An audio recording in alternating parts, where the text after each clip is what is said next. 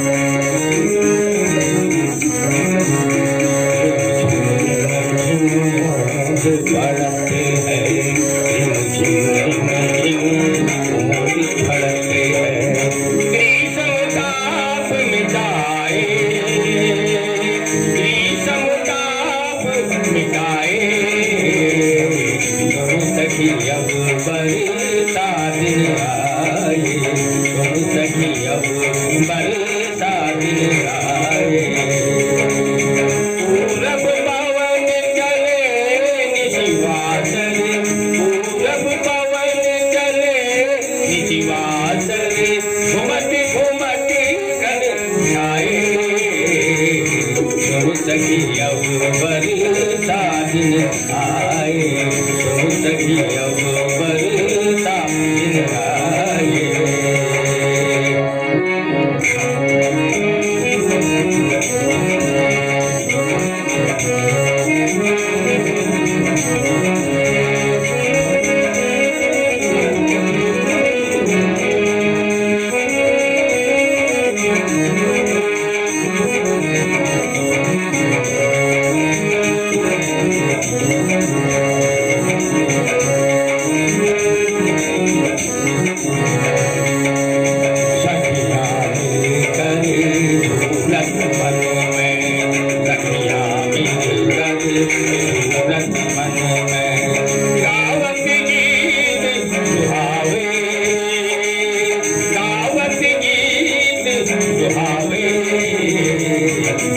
सखी अब बरसा दिन आए, सुन सखी अब बरसा दिन आए।